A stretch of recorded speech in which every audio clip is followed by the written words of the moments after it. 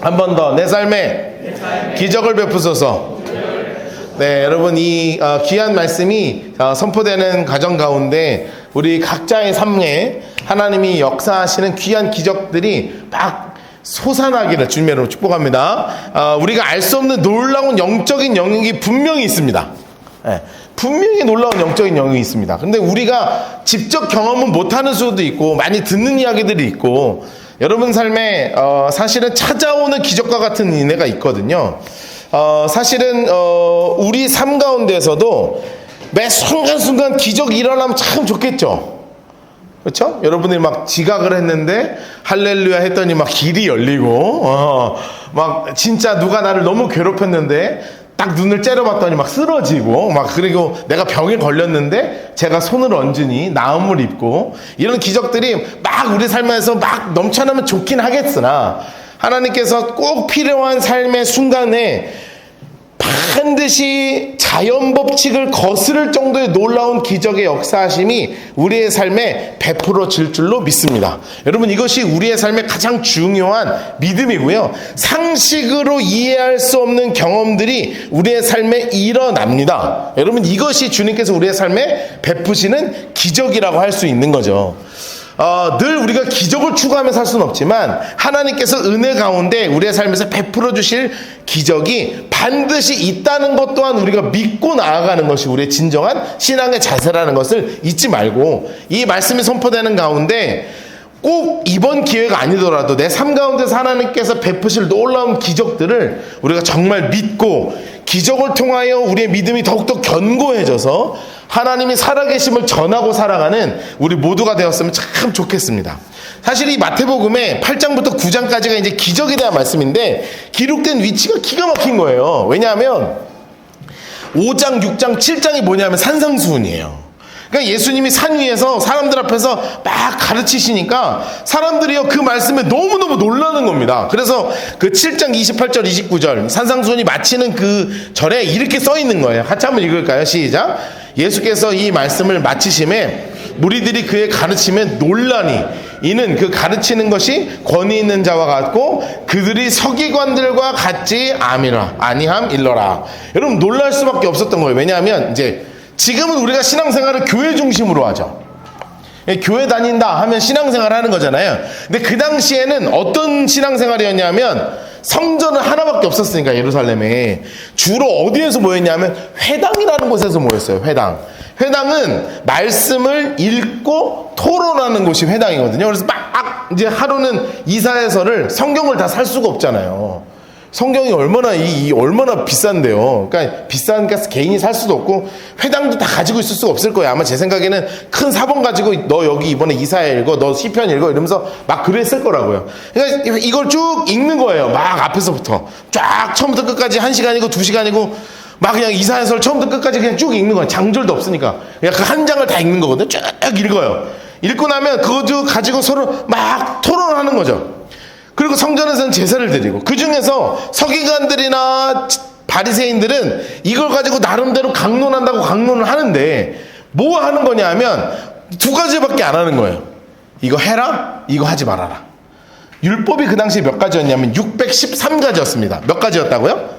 613가지. 근데 하지 말라는 거 몇 개냐면 365개. 하지 말라는 거 몇 개라고요? 365개. 하라는 건 몇 개냐면 248개예요. 자, 하라는 건 몇 개라고요? 248개. 그러니까 앵무새처럼 맨날 하는 얘기가 뭐냐면 이거 하지 마, 이거 하지 마, 이거 하지 마, 이거 하지 마. 앵무새처럼 맨날 뭐 얘기하는 거냐면 이거 해, 이거 해, 이거 해, 이거 해. 여러분 그러니까 복음 안에는 자유가 있는데 율법 안에는 통제만 있잖아요. 그러니까 얼마나 답답했겠어요. 그러니까 막 미치겠는 거예요. 가긴 가야 돼. 내가 유대교인이니까 회당을 가긴 가야 돼. 근데 가면 맨날 뭐 듣는 거냐면 613가지 안에서 이거 해라 말라, 저거 안 했냐 했냐, 너 그거 했냐, 안식일에는 몇백 걸음 걸었냐, 뭐 토요일 금요일 저녁부터 불을 켰니 안 켰니, 뭐 구제를 했니 안 했니, 막 선 행동 가지고 이게 막 재단을 하기 시작하니까 미치겠는 거예요. 그런데 예수님께서 산상수훈에서 뭐라고 말씀하시냐면 심령이 가난한 자는 복이 있어. 너네한테 진짜 행복이 뭔지 알아? 내가 행복의 새로운 기준을 알려줄게. 그러면서 또 뭐라고 말씀하셔요? 야, 맨날 네 눈 속에 있는 들보도 보지 못하면서 뭐 너한테 있는 뭐 작은 거 티끌 가지고 네가 뭐라고 많이 뭐 그런 거 해. 그런 거 아니고 너 먼저 바라봐. 주님께서도 뭐라고 말씀하시냐면, 야, 두드려. 그럼 내가 줄게. 열어, 찾아. 그럼 찾을 거야. 너 구해. 그럼 내가 줄 거야. 하나님 막 이런 말씀을 하시는 거예요. 듣도 보도 못한 말들이 막 쏟아져 나오는 거예요. 아유, 걷어달라 그러면 속까지 벗어주는 게 진짜 우리지. 요만큼 가달라 그러면 저기까지 같이 가는 거지. 배고프다고 하면 같이 넣어주는 거지. 함께 하는 게 진짜 행복이야. 내가 너에게 알려주는 이런 율법은 뭐 하라 하지 말라는 게 아니라 진짜 새로운 은혜들을 이 무엇인지, 복음 안에서 율법 안에서의 자유롭이 무엇인지를 막 퍼주시는 거예요. 사람들이요, 감당할 수 없는 행복함들이 막 찾아오는 거죠. 그동안 유대교에서는 단 한 번도 느껴보지 못했던 진실한 자유함이 막 느껴지는 거예요. 왜냐하면 주님을 만나면 느낄 수 있는 게 바로 이거예요. 요한복음 14장 6절 말씀, 우리 같이 한번 읽을까요? 시작. 예수께서 이르시되 내가 곧 길이요 진리요 생명이니 나로 말미암지 않고는 아버지께로 올 자가 없느니라. 아멘. 주님이 말씀하시는 거예요. 뭔가 써져 있는, 그리고 법칙들이 진짜 진리가 아니고, 법칙이 길이 아니고, 법칙이 생명이 아니라 내가 곧 길이고 내가 곧 진리고 내가 곧 생명이야 라고 말씀하시니까 이 이스라엘 유대의 교인들이 진짜 복음을 만나기 시작하는 거예요. 여러분 생각해 보세요. 사실은 율법을 지키면서도 실수하는 게 있을 거 아닙니까? 그 사람도 진짜 세면서 살았거든요. 율법에 제가 정확하게 기억은 안 나는데 안식일에는 걸어야 되는 보폭이 있었어요. 몇 걸음 이상 걸으면 안 돼. 그럼 여러분 세다가요, 만약에 700걸음이면 701걸음을 못 걷는 거예요, 이 사람들은. 그럼 누가 700걸음을 안 걸은 사람이 나를 데리러 와야 돼요. 여러분 진짜 그렇게 살았다니까요. 그러다가 만약에 실수로 701걸음 걸으면요, 난 지옥 가는 거야.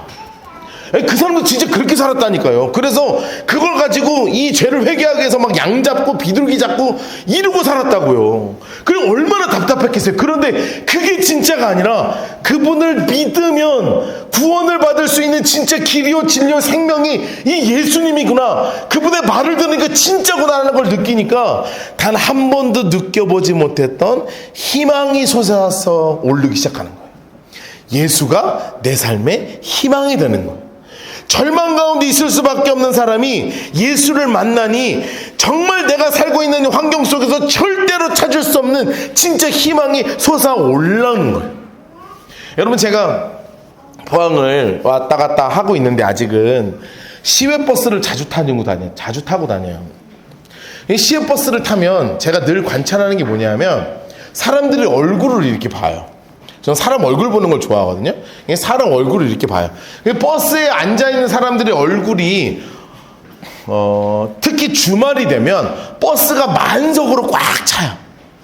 그럼 그 사람들의 얼굴이 어떨까요? 어떻겠어요? 저는요 그거 많이 느껴요. 기쁨이 없습니다. 진짜 기쁨이 없어요. 그냥 유일한 기쁨은 도파민을 막 나에게 생성시켜주는 핸드폰밖에 없어. 그냥 유튜브 보는 거 막 그런 거는 기쁨이 하나도 없어요. 뭐 살아가는, 저 사람은 도대체 무슨 일을 할까? 너무 궁금하고요. 저 사람은 도대체 종교는 뭘까? 이런 것도 궁금하고요. 어떤 환경에 살아왔을까? 궁금할 정도로 정말 하나같이 똑같이 아무 표정 없이 서 있어요. 아무 표정 없이 서 있어요. 저는 그런 걸 보면서 늘 궁금해. 저 사람은 무엇을 위해 살아갈까? 저 사람은 어떤 희망을 가지고 살아갈 것인가? 사랑하는 우리 라이트하우스 방송도 여러분, 우리가 살아가는 이 땅은 진짜 소망 없는 시대 가운데 살아가고 있어요. 소망이라고 할 수 있는 게 없어요. 불안함만 가득합니다. 비교만 가득합니다. 그런데 이런 상황 가운데서 주님만이 우리의 유일한 희망이요 나의 소망이요 나의 삶의 진실한 목적이 되는 진짜 교회로 온전하게 세워지게 되기를 주님으로 축복합니다.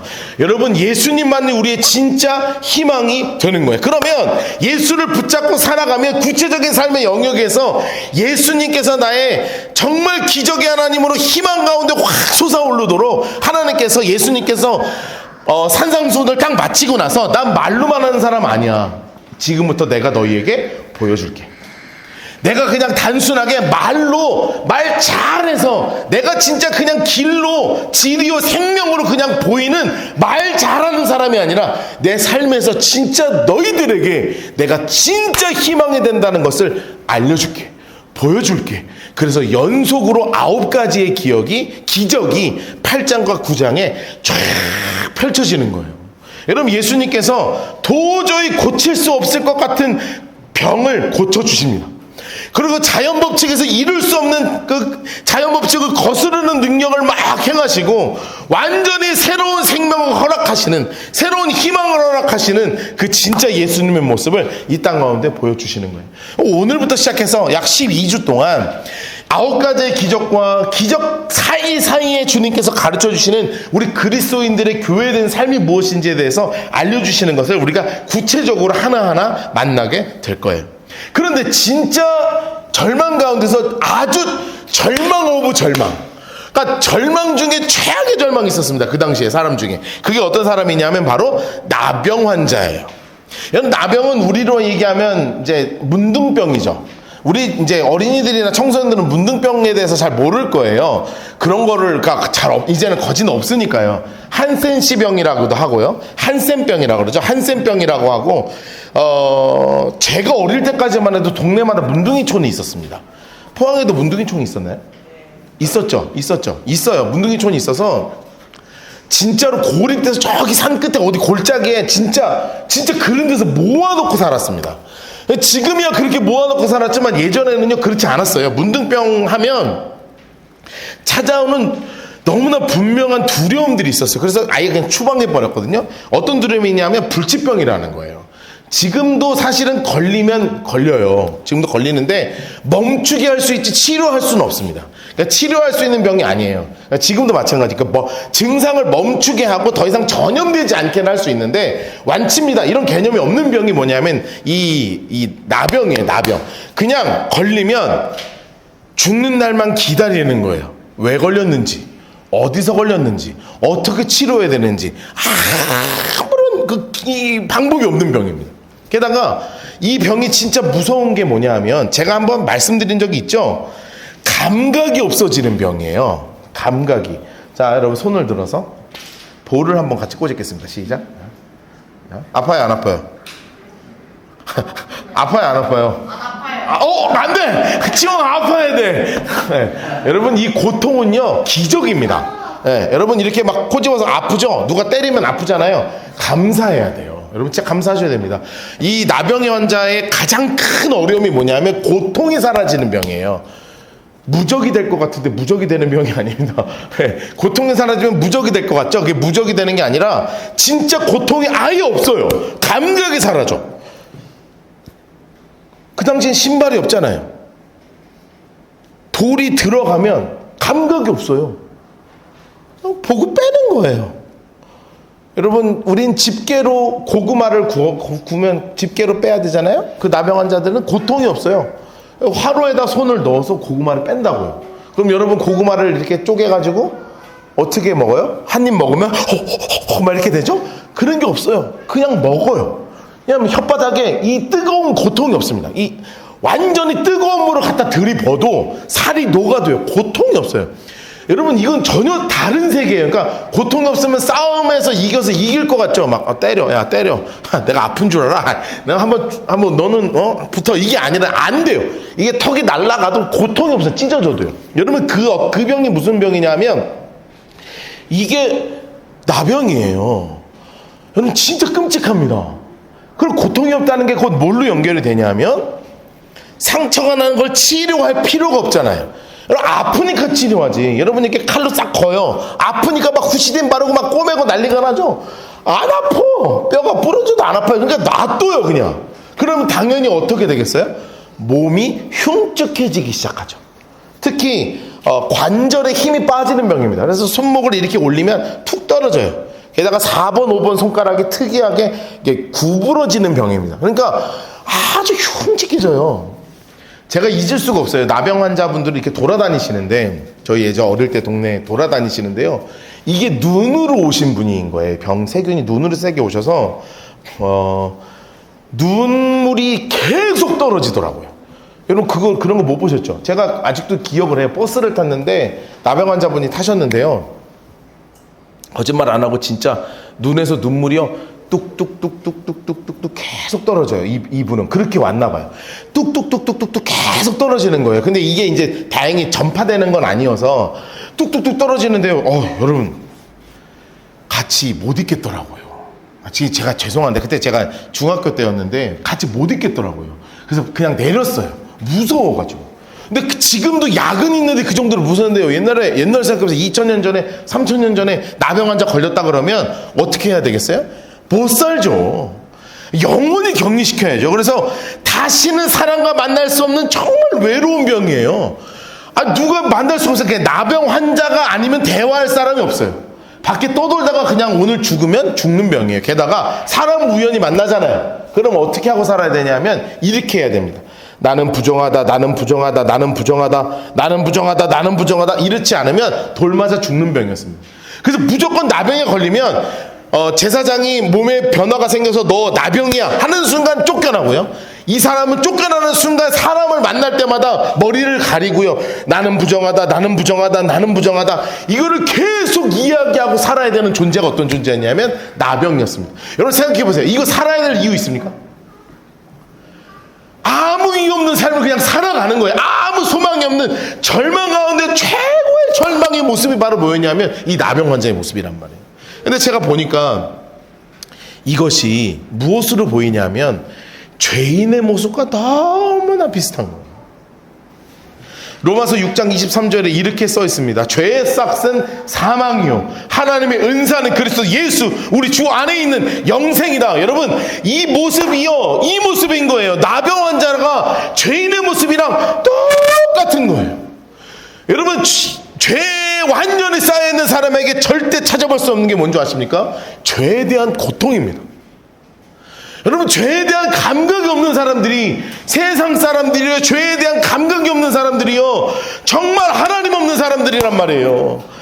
뭐 술 먹고 막 이런 거는 뭐 둘째 문제고 사기치고 폭행하고 불륜 저지르고 내 온갖 욕심의 욕망에 따라서 그냥 하루하루를 살아가고 누군가 무너뜨리는 것이 내 삶의 목표가 되고 내가 최고가 되는 것이 내 삶의 목표가 되고 그냥 자랑하고 보이는 것 육체적으로 자랑할 수 있는 것 온전히 여기에만 사로잡혀서요 죄에 대한 고통이 없어요. 고통이. 여러분 죄인들의 가장 큰 특징이 뭐냐면 죄에 대한 감각이 없는 거라는 거예요. 나병 환자가 바로 그런 모습이잖아요. 아픔에 대한 감각이 없어요. 그러나 우리 그리스도인들은 살아계신 성령님이 우리에게 막 감각을 일깨워 주시잖아요. 양심을 통해서 내가 무너지려고 하면 깨닫게 하시잖아요. 야, 너 멈춰. 하지마. 그런 생각 하지마. 왜 지금 그 길로 가? 너 그 가는 그 발 잘못된 발이야. 네가 하고 있는 행동 멈춰야 될 행동이야. 생각 스톱. 만나지 마. 성령께서 우리에게 계속 주시는데 이 감각이 깨어있지 않으면 나병처럼 자꾸 썩어 문드러진다. 그러니 당연히 회개라는 것이 없죠. 나병 환자도 똑같잖아요. 절대 치료하지 않아요. 그러니 회개라는 것이 없으면 회개가 없으니 더 흉측한 죄인의 모습으로 자꾸 바뀌는 거예요. 특히 내 안에 영이 썩어들어져 가니까요. 겉모습들이 바뀌어요. 제가 잊을 수 없는 친구가 하나 있습니다. 제 고등학교 동창인데요. 고등학생들 정도 되면 삶의 이제 미래를 결정할 때가 막 되잖아요. 근데 이 친구가 뭘 하기로 결정했냐면 음악을 하기로 결정을 했는데 음악 중에 헤비메탈, 그러니까 하드락 이거를 하기로 결정을 했어요. 얘는 그 가면 그 밴드실에 가서 뭐 이거 있잖아. 뭐 이거 하는 애예요. 이거. 맨날 혼났습니다. 우리 선생님한테 맨날 혼났어요. 기타 맨날 뺏기고. 옛날에 선생님들이 기타 뺏어서 갔어. 막 그 음악 들으면 요즘이야 너네 우리 청소년들 이해 못하는데 옛날에는 선생님들이 이어폰 꽂으면요 마이마이 다 뺏어가고요. 카세트 테이프 다 뺏어가고 mp3 다 뺏어가고 다 뺏어갔어요. 음악 들으면 왜 안 되는지 모르겠는데 음악 들으면 안 된다 그래가지고 다 뺏어갔습니다. 그러면 걔는 또 사요. 그래가지고 걔 뭐 듣는 게 뭐 막 뭐 이런 거 듣는 거예요. 그러니까 막 이 정도가 아니고 막 뭐가지 잘랐고 막 피 막 뿌리는 이런 거 막 보고 다니는 애였어요. 잊을 수가 없어. 그런데 한 2년 정도 지나서 우연히 지하철을 탔는데 이 친구가 탄 거예요. 이 친구가 탄 거예요. 나 너무 놀랐어. 애가요, 락커로 변했어요, 눈이. 아니, 진짜라니까? 눈이 원래 되게 생겼거든요. 근데 이렇게 올라가 있어요, 이렇게. 진짜 표정이요, 락커가 돼 있는 거예요. 그러니까 나는 이해가 안 돼. 그때 내가 너무 이해가 안 됐어요. 락을 좋아할 수 있네. 락도 아니게 뭐라 그래야 돼요? 그거 맞죠? 헤비메탈 맞죠? 막 완전히 막 이런 거 있잖아. 막 때려 부수고 막 피 던지고 막 이런 거 하는 애였거든요. 근데 진짜로요, 눈이요, 여기 올라가 있어요. 올라가 있어요. 이번에 우리가 선교를 갔잖아요. 선교 말고 제가 다른 국가도 여러 군데 가거든요. 근데 특히 힌두교가 많은 나라는요, 힌두교가 가지고 있는 그 상들이 있습니다. 그 막 얼굴이 이렇게 막 탈처럼 생긴 거예요. 그 나라 가잖아요. 진짜 사람들이 다 그렇게 생겼어요. 진짜 그렇게 생겼어요. 이번에는 우리가 불교 국가를 갔어요. 불교 국가 가면 어떤 표정의 불상들이 있는 줄 아십니까? 이렇게 생겼어요. 뭔지 알죠? 이 자해로 이렇게 눈 이렇게 해가지고 이렇게 눈 아래로 이렇게 깔면서 이렇게. 근데 여러분들, 우리 선교팀 못 느끼셨을 수도 있는데요, 그 나라 사람들의 표정을 이렇게 보면 진짜 그렇게 생겼어요. 불상처럼. 진짜로. 제가 진짜 많이 느껴요. 뭘 느끼냐면, 이 안에 우리 지금 이 모습이요, 이 안에 있는 우리의 겉모습이 어디서부터 시작되냐면 안에서부터 시작되는 거야. 안에서.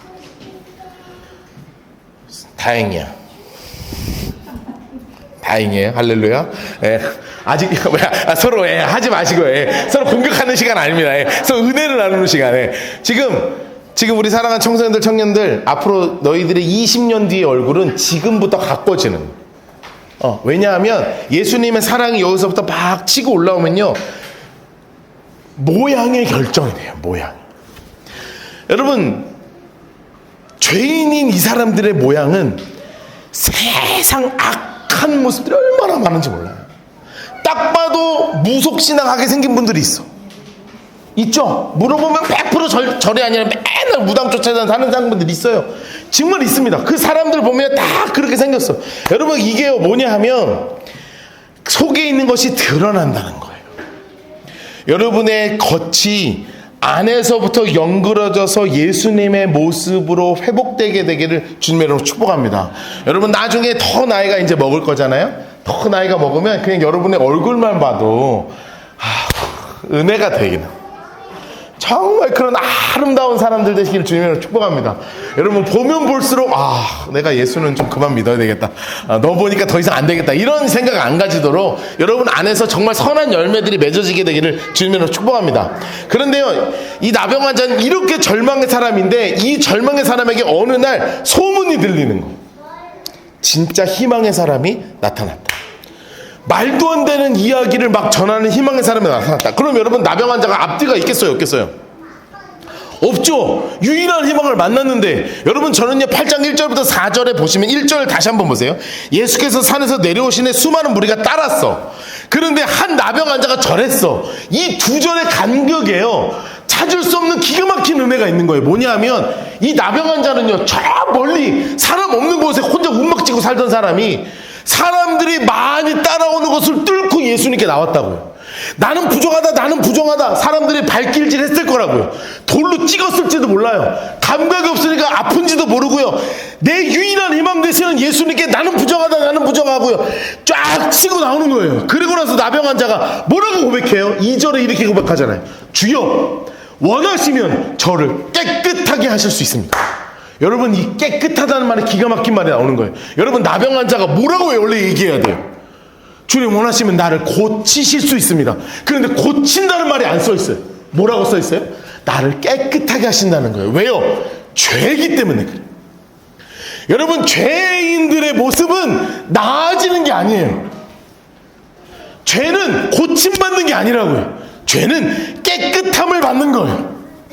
나병은 깨끗함을 받는 거예요. 그래서 아예 새로운 존재로 하나님께서 새롭게 만드시는 거예요. 썩어 문드러져 있는 살점이 회복되고, 꺾여서 회복되지 않는 손가락이 회복되고, 한 번도 느껴지지 않았던 감각이 새로워지는 완전히 새로운 존재로 주님께 만들어 주세요.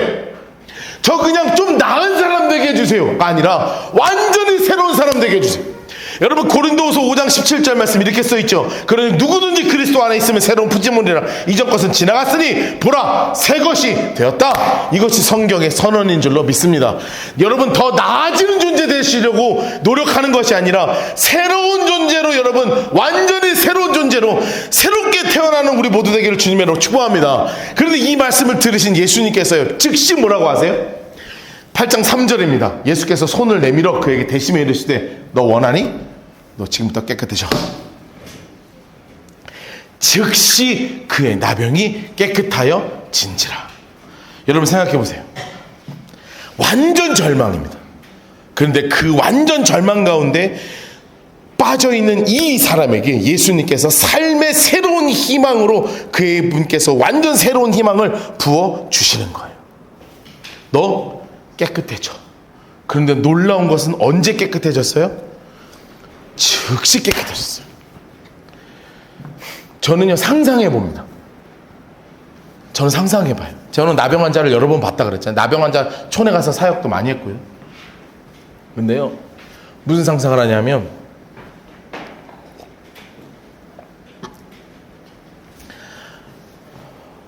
그 사람이 진짜 순식간에 몸이 새롭게 되는 것을 봤을 것 같아요. 손가락이 펴지는 거예요. 상처가 낫는 거예요. 썩어 문드러져서 끊어져 있는 마디에 새살이 돋아나기 시작하는 거예요. 한 번도 느껴보지 못한 신경이 돌아오면서 막 온 말초 신경까지 막 짜릿짜릿한, 한 번도 느껴보지 못한 감각이 온몸을 막 사로잡기 시작하는 거예요. 여러분 그 사람에게 이 생겨진 이것은 완전히 새로운 존재가 되는 그런 기적의 현장을 그의 사람이 맞이하게 된 것입니다. 여러분 놀라운 것은 뭐냐면 그 사람이 내가 나병 환자로서 주님 앞에 나를 깨끗하게 해달라는 그 고백을 하기만 하면 주님께서 그를 즉시 깨끗하게 하셨다는 거예요. 여러분 우리 기독교인들의 정신은 바로, 기독교는 무엇이냐면 예수의 정신을 따라 사는 사람들이 기독교인이 아닙니다. 예수의 정신을 이루어가는 사람들이 기독교인이 아닙니다. 기독교인은 예수님을 믿는 사람들의 공동체입니다.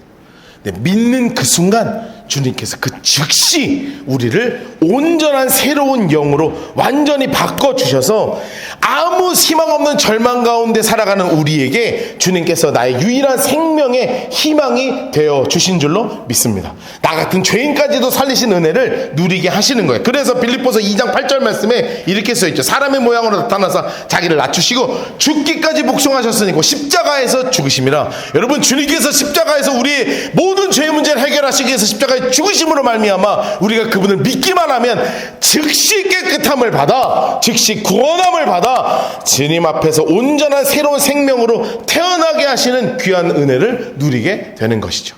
그럼 주님께서 명령하십니다. 4절 말씀이에요. 예수께서 이르시되 삼가 아무에게도 이르지 말고 다만 가서 제사장에게 내 모임을 변하고 몸을 보이고 모세가 명한 예물을 드리고 그들에게 무엇을 하라 하셨어요? 입증하라.